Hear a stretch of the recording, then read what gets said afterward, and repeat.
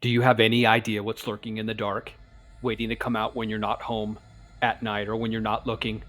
I do. It's terrifying, and it's my dark curse. That was the first thing Agatha Saxon said on a videotape that was found inside an old video recorder in her room. She was living in a rest home in Eddington, Maine when she passed away on May 5th, 2018. She was 87 years old. No one knows exactly when she recorded herself telling the story, but based on her appearance, it was estimated when she was in her late 70s. Throughout the years of her life, reports of her ability and what happened to her family surfaced, but were mostly dismissed, and the family denied them for fear of being ridiculed and harassed. This is the story she recorded. Do you have any idea what's lurking in the dark, waiting to come out when you're not home, at night, or when you're not looking? I do. It's terrifying, and it's my dark curse. I knew I had to record this on video before I go to sleep one night and never wake up. What happened to me and my family must never be forgotten. I'm the last surviving member of my family, as I was never able to have kids, and strangely, nor were any of my siblings. Most people who see this or hear about it will think I'm just a crazy old bat, but I haven't cared what people think for as long as I can remember. I know what the truth is. When I was very young, I didn't know I was the only one who could see them, but they didn't know I could see them. I now only see them on the anniversary of the worst night of my life. From as young as I can remember, they were always there, hiding in the dark, peering around corners, waiting to come out. They're mostly active at night, but occasionally I'd see them in the daylight hours. They'd scurry from one place to another, then disappear behind something. They were just another part of my life, like rain or the sun rising and setting. I called them the scurriers. As a child, I used to bring them up all the time to my parents, but they'd just laugh and brush it off as my imagination, so I stopped saying anything. They're not very big, I'd say about a foot high. Each one is dark in color and looks different, like us but not like us.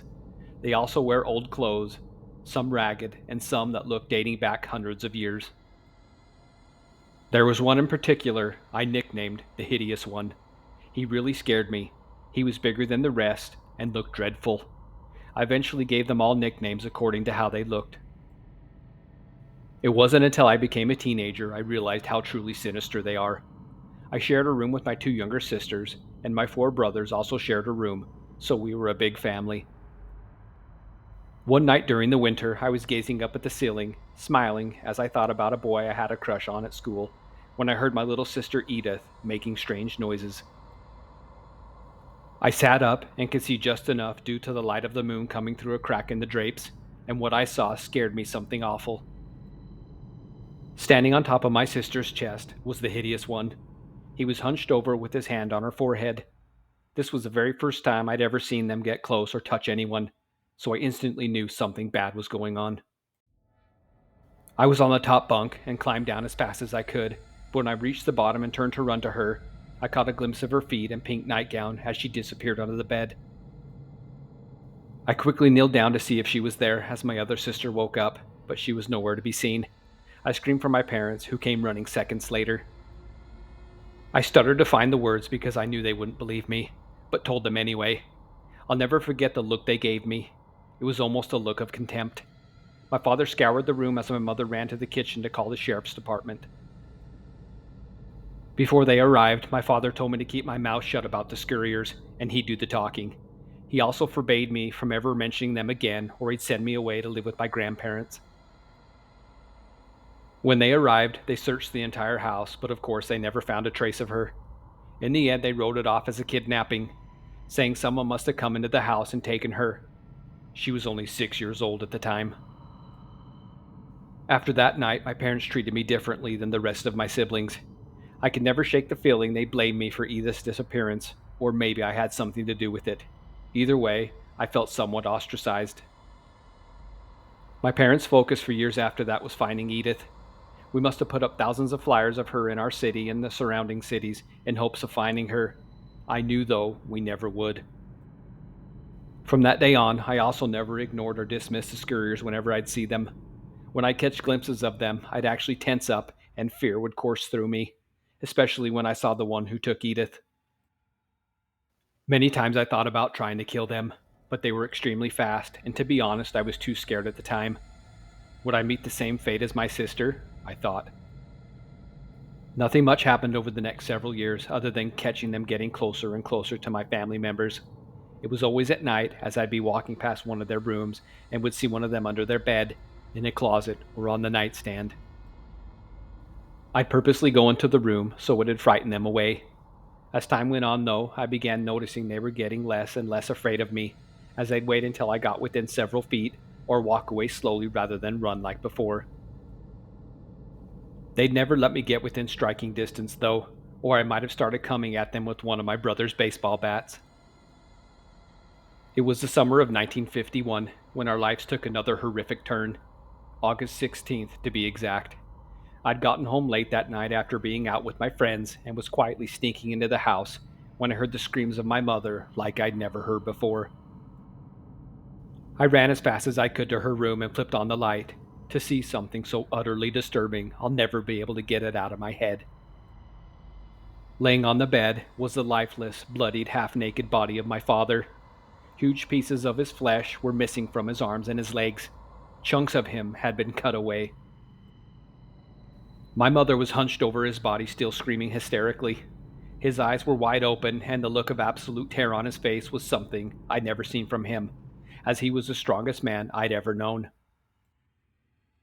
Right then, three of my other siblings who were still living in the house came running to the room. My younger brother Trevor began throwing up next to me as we all stood there in complete dismay. I didn't have to wonder who did it, as I knew exactly what happened.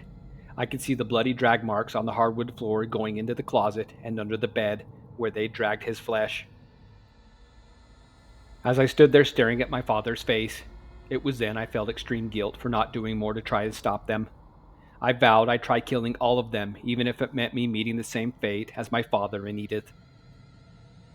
We were all questioned by the sheriff, and my mother was a prime suspect for some time, but nothing ever came of it, as no murder weapon was ever found, and there was no motive, as it was obvious my father was her life. They'd known each other ever since they were both 4 years old. She was never the same after that. She was sad and quiet, which was a big change from the jubilant woman I'd always known. She grew up in a strict Catholic household but hadn't gone to Mass in years, but started going back shortly after Edith disappeared, and more so after losing my father. Even though I'm not very religious, it seemed to help her deal with losing them, for which I was grateful.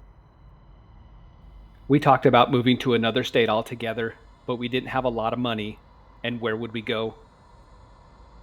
We lived on a small farm that sustained a lot of our needs, so it made sense to stay. I often wondered growing up if we moved, would the scurriers follow us, or do they only live in that house? I came to find out later, they're everywhere. The more time passed, the angrier I became, and began thinking of ways to kill them. A gun would be the best and easiest way, but nowhere near practical, as I couldn't go around the house firing off the gun at things only I could see.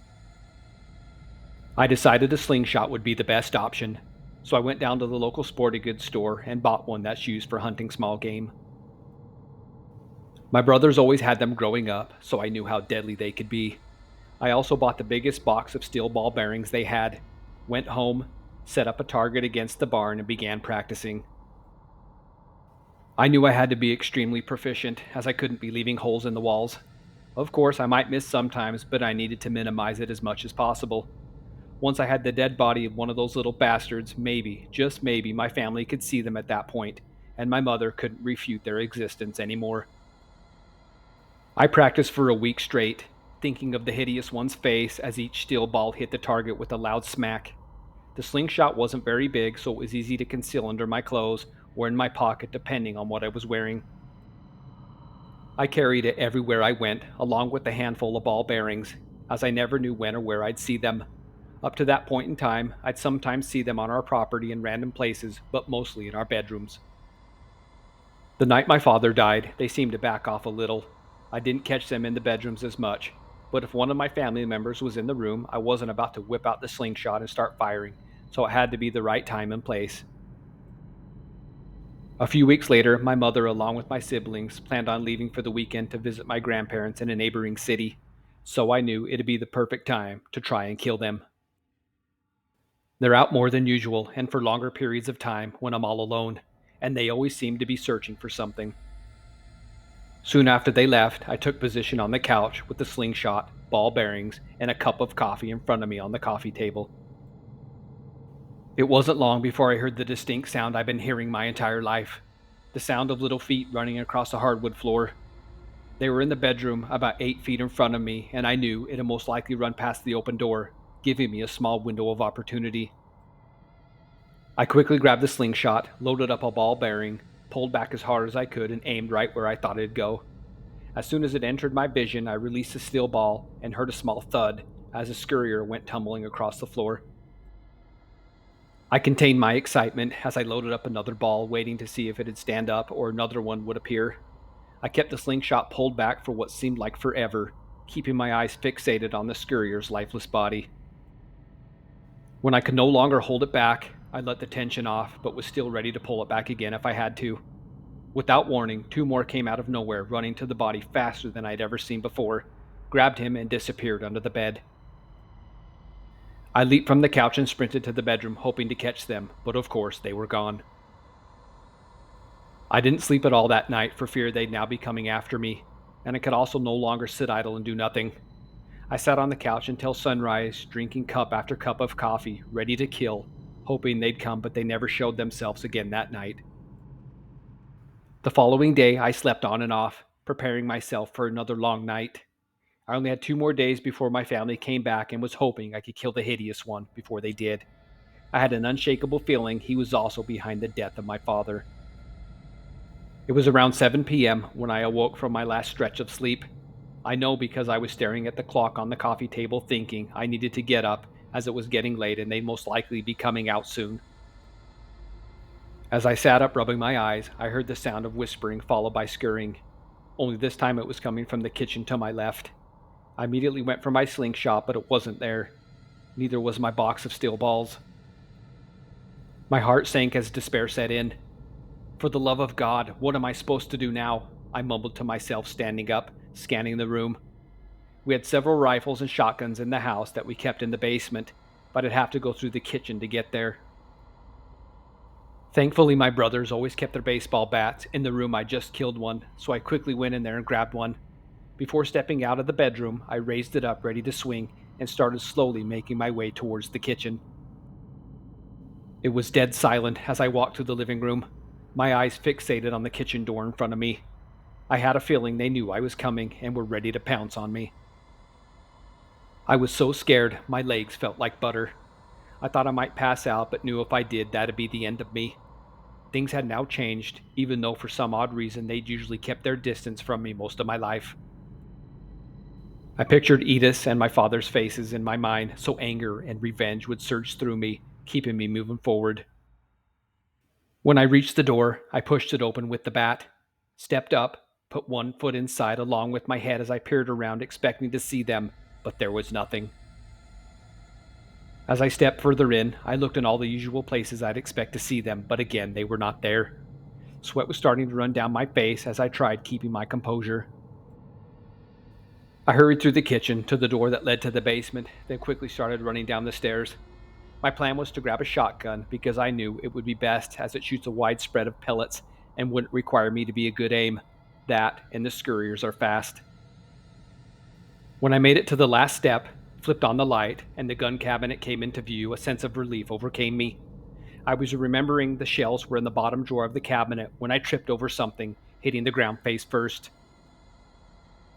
I quickly got on all fours and as fast as I could made my way to the cabinet, opened it, grabbed one of the shotguns, hit the release, opened the bottom drawer, and grabbed the box of shells. I hurriedly grabbed 2 shells and quickly loaded them into the chamber when I heard scurrying behind me coming fast. I flipped around just in time to see the hideous one about 4 feet away. I didn't even think as I fired off a round, which sent him flying back against the cement wall. I then caught movement out of the corner of my right eye as another one was coming at me. I turned and fired off the last round, sending it tumbling against some boxes. I fumbled to hit the release, cracked the action which sent both shells flying, and quickly loaded 2 more rounds. I sat there with my knees up, back against the cabinet, as I kept aiming and moving the shotgun around the room, fully expecting more to come. Adrenaline was surging through me, and I was shaking so badly I thought I might lose consciousness, so I started talking out loud, trying to calm myself down. It wasn't until morning came I finally lowered the shotgun and breathed a sigh of relief. It took me some time to stand up as I couldn't feel my legs. The first thing I did was walk over to the hideous one and poke him with the barrel, making sure he was in fact dead. I then went over to the other one, poking it as well. When I rolled it over to have a closer look, something seemed familiar about it.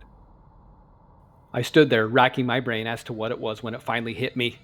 Its face was somewhat recognizable, but it was the pink nightgown it had on. It was the exact one my sister was wearing the night she was taken. I stood there in horror and disbelief as I realized this scurrier was in fact Edith. I dropped the shotgun, fell to my knees, and started sobbing. Sometime later, I made my way back upstairs and sat on the couch the rest of the day, mulling over everything that had happened. I debated whether or not to keep the bodies to show my family or bury them somewhere. I also knew they might be gone when I went back downstairs, but didn't care at that point. The following day, I got enough courage to go back downstairs, shotgun in hand, and was actually surprised to see the bodies laying exactly where I'd left them. I decided right then I'd put them in the chest freezer to show my family when they came back. The night they came back, I was sitting at the kitchen table, and as they walked in, they could instantly see something was wrong. All I said was, "Come with me," as I stood up and led them to the basement. I said nothing, just opened the chest freezer so they could see for themselves. They all gasped, as I'm sure their sense of reality had just been shattered. My mom looked at me with a sad look, like she was sorry she never believed me. I explained everything that had happened and told them the one in the pink nightgown had to be Edith, to which they all agreed. We talked about whether or not to tell anyone, but ultimately decided to drive to the sheriff's house and have him come see, as he'd become a close family friend after my father was killed. When we opened the freezer, his mouth dropped, and he said he couldn't fathom something like that could exist. He instructed us to bury them and never speak of it again. He said my mom had been through enough, and letting others know would only make our lives worse, not better. Eventually, rumors did get out about everything, and journalists would visit us from time to time, but we'd mostly ignore them. My oldest brother buried the hideous one in an unmarked grave somewhere out back. Edith we buried next to the garden by a large oak tree with her favorite doll. We marked the grave with a large stone with only Edith engraved on it. Since that day, like I said in the beginning, I still see them one night each year, but now they keep their distance from me. For more scary horror stories, please subscribe.